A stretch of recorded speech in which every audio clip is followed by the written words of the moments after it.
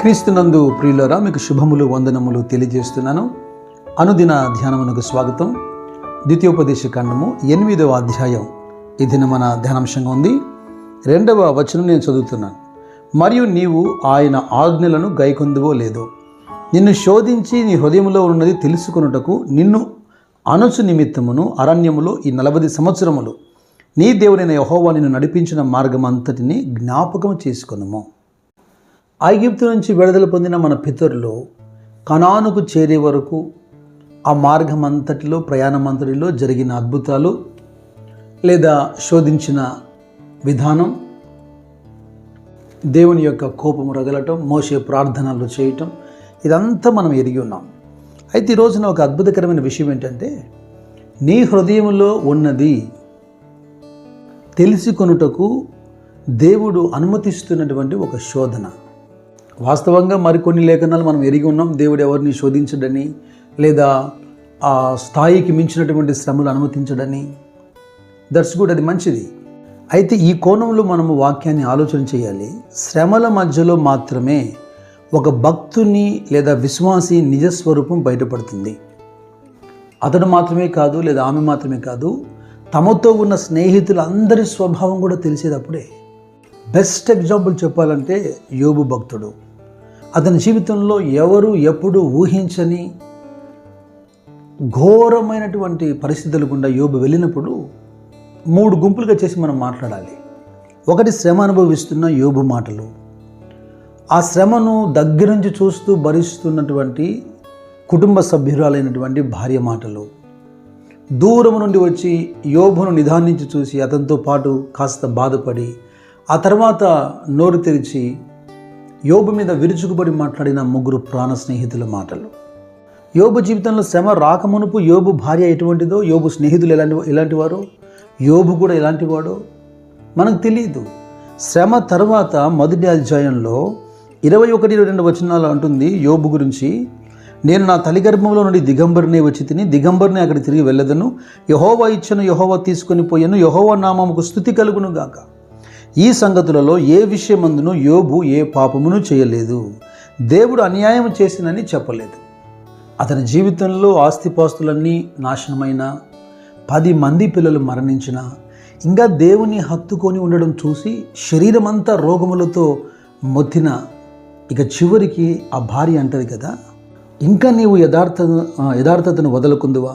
9వ వచనంలో దేవుని దూషించి మరణము కమ్మనేను. ఎంత మంచి సలహా ఇస్తుంది చూడండి. అప్పటికి యోబు అంటాడు, తను సముదాయించుకొని భార్యను సముదాయిస్తూ, మూర్ఖురాలు మాట్లాడినట్లు నీవు మాట్లాడుచున్నావు. మనం దేవుని వలన మేలు అనుభవించుదుమా, కీడును మనము అనుభవింప తగదా అనేను. ఎవరు అడగకపోయినను పిలవకపోయినను రోమిలతో పౌలు మాట్లాడుతున్నప్పుడు ఏమన్నాడు, మనం ఇంకా పాపములో ఉండగా క్రీస్తు మన కొరకు మరణించాడు. దేవుడు తన ప్రేమను ఇదిగో ఇలాగ వెల్లడిపరుస్తున్నాడు. తన ఏకైక కుమారుని మన కొరకు పంపాడు. మనం ఆ కుమారు ద్వారా రక్షణ పొందాలని ఇందులో ప్రేమ ఉన్నది అంటాడు యోహాను భక్తుడు. అడగకపోయినా ప్రాణం పెట్టిన దేవుడు ఎందుకు కీడు చేస్తాడు మనకు? అయితే తాత్కాలికంగా జరుగుతున్న కీడు అని అనిపించినా అందులో ఏదో దేవుని ప్రణాళిక, దేవుని ఉద్దేశం ఉందని గుర్తించాలి. స్వార్థ భాగంలో ప్రభు ఒక మంచి ఉదాహరణ చెప్పారు. అందరి కళ్ళు తెరవబడినట్లుగా 2 ఇల్లులు కట్టబడ్డాయి, చక్కగా నిర్మించబడ్డాయి. అయితే దేనికి పునాది సరిగా ఉందో, దేనికి పునాది సరిగా లేదో ఆ ఇంటి ఓపెనింగ్కి వచ్చి డిన్నర్ చేసి వెళ్ళి మనకి ఎవరికి తెలియదు. ఒకరోజు ఏం జరిగింది, వాన కురిసింది, వరదలు వచ్చాయి, ఆ ఇంటి మీద విసిరి కొట్టాయి. అయితే ఆ ఇంటి పునాది బండ మీద ఉంది కనుక అది పడలేదు. ఆ పక్కనే దాని వలె నిర్మించబడినటువంటి మరొక ఇల్లు వాన కురిసింది, వరదలు వచ్చాయి, గాలి విసిరి కొట్టింది, అప్పుడు అది కూలిపోయిందని రాశాడు. ప్రభు మాటల మీద కాక సొంతగా తమ జీవితాల్ని, కుటుంబాల్ని కట్టుకునే ఈ నివాసాలు ఇలాగుంటాయి. అందుకంటే ఈయన మాటలు విని దాని ప్రకారం చేయవాడు బండ మీద కట్టుకున్నటువంటి బుద్ధిమంతుని పోలి ఉంటాడని. వాస్తవంగా కొందరు ఏదో ఆకర్షిస్తున్నట్టుగా సంఘాలకి ప్రజలు రావాలని చేస్తున్నటువంటి అనౌన్స్మెంట్ లాగా అంత సింపుల్గా, అంత ఏదో రెడ్ కార్పెట్ వేసినట్టుగా ఆ క్రైస్తవ జీవితం ఏం కొనసాగదు. కొందరికి శ్రమ అంటేనే చాలా టెన్షన్, ఎక్కడికెక్కడికో వెళ్ళిపోతారు, ఏమేమో ఆలోచన చేస్తారు, వెంటనే ఒక డిక్లరేషన్ చేసేస్తుంటారు. తొందర ఏముంది? ప్రభు చేతిలో మనం ఉన్నాము, ప్రభు హస్తములో మనము అమర్చబడి ఉన్నామంటే ఆయన అనుమతి లేకుండా మన జీవితంలో ఏమీ జరగదని. పేతురు భక్తుడు మొదటి పత్రికలో మొదటి అధ్యాయంలో ఒక అద్భుతకరమైన విషయాన్ని రాస్తున్నాడు 6-7 వచనాల్లో.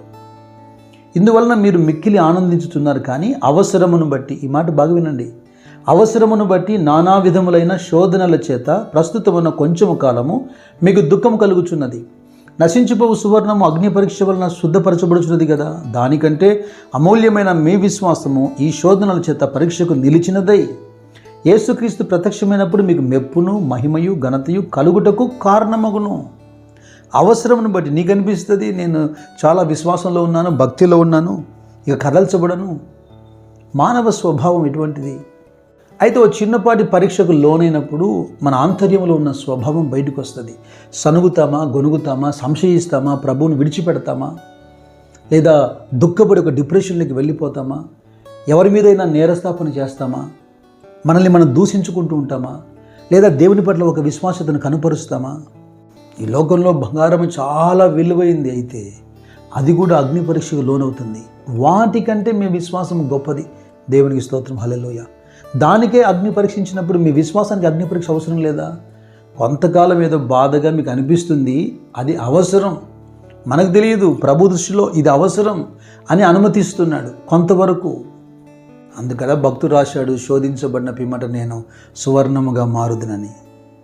అయితే ఇదే అంశాన్ని నేను చివరిదాకా కొనసాగించక మీకు మరొక మాట చెప్పాలి. ద్వితీయోపదేశకాండం 8వ అధ్యాయంలో 5వ వచనంలో ఒక మాట రాస్తున్నాడు. ఒకడు తన కుమారుని ఎట్లు శిక్షించునో అట్లే నీ దేవుడైన యెహోవా నిన్ను శిక్షించువాడని నీవు తెలుసుకొని. అంటే నీ హృదయంలో ఏముందో శోధించి నేను పరీక్షిస్తున్నాడే. అప్పుడు దేవుని పిల్లలమై ఉండి కూడా తాత్కాలికంగా దాన్ని తట్టుకోలేక మన హృదయంలోంచి ఏదో బయటకు వచ్చేసింది. దాన్ని చూస్తున్నప్పుడు దేవుడు ఏం చేస్తున్నాడు? ఒక తండ్రి తప్పు చేసినప్పుడు పిల్లల్ని గుణపరిచేదానికి ఎలా శిక్షిస్తాడో అలాగా నేను నీ పిల్లల్ని శిక్షించి గుణపరుస్తాను అంటున్నాడు. ఈ అనుభవంలో ఉండడం ఇది ఒక అద్భుతకరమైన విషయం. అంటే మనం ఇంకా దేవుని ప్రణాళికలో దేవుని పిల్లలుగానే ఉన్నామని సంతోషం. పూర్తిగా వదిలివేయబడ్డామనుకోండి, ఇక అది మనం ఊహించలేము. సమూయేలు 2వ గ్రంథంలో దావీదుతో మాట్లాడుతున్నప్పుడు దావీదుకి ఇచ్చిన వాగ్దానము ప్రకారము నీ పిల్లల్ని నేను స్థిరపరుస్తాను, హెచ్చిస్తాను, ఆశీర్వదిస్తాను. ఒకవేళ వాళ్ళు పొరపాటు చేస్తే నేను వారికి తండ్రిని, వారు చేసినటువంటి పొరపాటును బట్టి పాపమును బట్టి మనుషులను ఎలా దండిస్తారో అలాగ దండించి శిక్షిస్తాను, కానీ వారికి నా కృప దూరం చేయను అన్నాడు. మా ఎగ్జాంపుల్ చెప్పాడు, సౌలుకు దూరం చేసినట్టు దూరం చేయను అని. ఇంకేం కావాలండి? ఎప్పటికీ అలా మాట్లాడను, అలా ప్రవర్తించను అని మనం అనుకుంటాం. మన జ్ఞానం ఏపాటిది? ఆ సందర్భంలో అయ్యో ఆ తర్వాత దేవుడు చేసిన మేలను బట్టి నేను అలా అనుకుంటే మంచిగుండేది, అలా నేను ప్రవర్తించానా అని మనమే కదా సిగ్గుపడతాం. అందుకే హెబ్రీ గ్రంథకర్త అంటాడు 12వ అధ్యాయంలో 5వ వచనంలో, నా కుమారుడా ప్రభువు చేయు శిక్షను తృణీకరించకము, ఆయన నిన్ను గద్దించినప్పుడు విసుకకుము. ప్రభు తాను ప్రేమించు వారిని శిక్షించి తాను స్వీకరించు ప్రతి కుమారుని దండించును. ఆయన వలె పరిపూర్ణతలోకి మారుతున్నటువంటి మన జీవితాల్లో శోధన కాలంలో ఇంకా ఎక్కడో హృదయ మూలల్లో తలంపుల్లో ఉన్న దేవునికి అయిష్టమైన కార్యములన్నీ కూడా, ఉద్దేశములన్నీ కూడా బహిర్గతం చేయబడి అవన్నీ కూడా తొలగిపోనట్లుగా దేవుడు మనం నడిపిస్తున్న విధానం ఎంత అద్భుతం. ఆసక్తి కలిగి మనం మారు మనసు పొందినట్లుగా శ్రమ పొందుట మనకు మేలవుతుంది. ఇక ఏ విషయంలో కూడా ఈ భాగ్యము, ఈ సామర్థ్యము మాదేనని హెచ్చిపోకుండా ఈ శ్రమలు మనకు దేవుణ్ణి జ్ఞాపకం చేసేవిగా ఉన్నాయి. మీరు అనుభవిస్తున్నటువంటి ప్రతి శ్రమ, ప్రతి శోధన చూస్తున్న దేవుడు తప్పక మీకు ప్రతిఫలం దయచేయను గాక. God bless you. God bless you.